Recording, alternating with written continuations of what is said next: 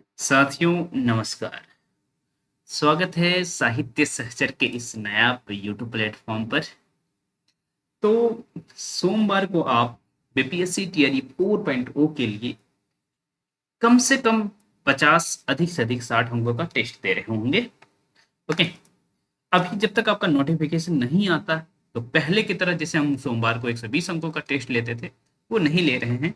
जैसे ही आपका नोटिफिकेशन आ जाएगा वैसे ही हम हर सोमवार को 120 अंकों का टेस्ट लेंगे। अभी 50 से 60 अंकों का टेस्ट लेंगे। वैसे भी मैंने इतना टेस्ट ले लिया है आप लोगों का कि आप कहेंगे कि भाई अब कहाँ से क्वेश्चन बनेगा। तो क्वेश्चन तो हमेशा नया बनेगा, बस अभी क्वेश्चन की संख्या मैं जान से कम कर रहा हूँ। आप बहुत सारी बातों को समझते भी हैं, है ना।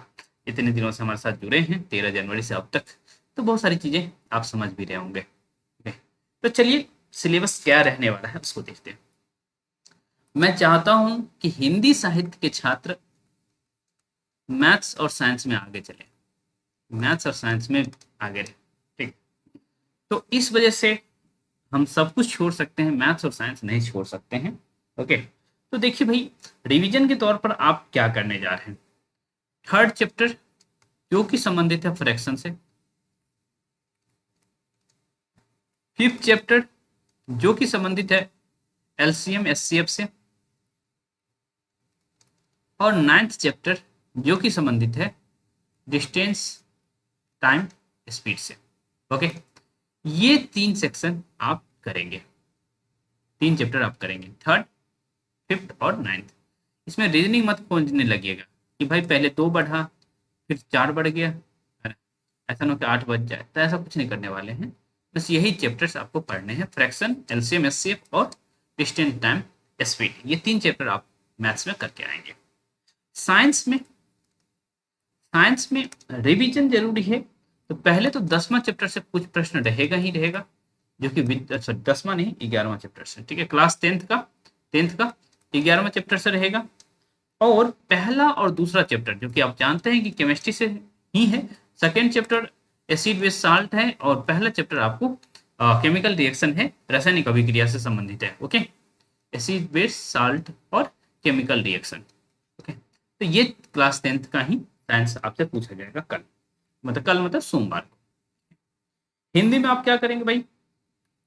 हिंदी में जो इस वीक आपने टेस्ट दिया है भारतेंदु युग पे दिया है, तो भारतेंदु युग रहने वाला है। ठीक। द्विवेदी युग रहने वाला है। फिर उसके बाद आपको छायावाद और प्रगतिवाद भी पढ़ना है। छायावाद और प्रगतिवाद तक पढ़ने हैं। पेज नंबर यदि आप चाहेंगे तो मैं पेज नंबर बता दूं। प्रगतिवाद मत करिएगा, मैं पेज अभी देख रहा था तो थोड़ा सा अधिक हो रहा है, तो प्रगतिवाद में हटा दे रहा हूँ,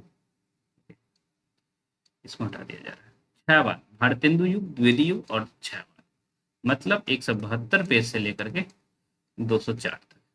ठीक है, इसको आप कर लीजिएगा। द्विवेदी युग तक आप अभी किए हैं, बस छायावाद उसमें ऐड हो गया, लेकिन प्रश्न भारतेंदु से लेकर के छायावाद तक रहेगा। ठीक है। व्याकरण में आप क्या करेंगे। व्याकरण में देखिए, व्याकरण में एक पोर्शन है अनेक शब्दों के एक शब्द, पेज संख्या 262 से 268। ठीक है। ये ऊपर वाला जो है सरस्वती पांडे से करेंगे, ये आपको पता है वासुदेव। रात के 9 बजे हम आपसे टेस्ट में मिलेंगे सोमवार को। प्रश्न संख्या 50 से 60 के बीच वैरी करेगा, तो आप लोग बहुत अच्छे से पढ़ के आइए। उम्मीद करेंगे कि आप पढ़ेंगे। जो नए साथी हैं उनके लिए भाई साहित्य सहचर ऐप है, आपको पता है बीपीएससी टीआरई 4 के लिए बैचेज चल रहा है, नेट जेआरएफ के लिए बैचेज चल रहा है।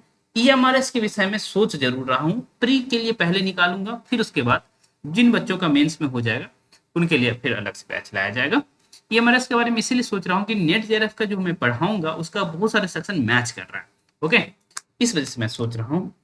तो चलिए, आप लोगों का स्वागत रहेगा ईएमआरएस वाले बैच में भी।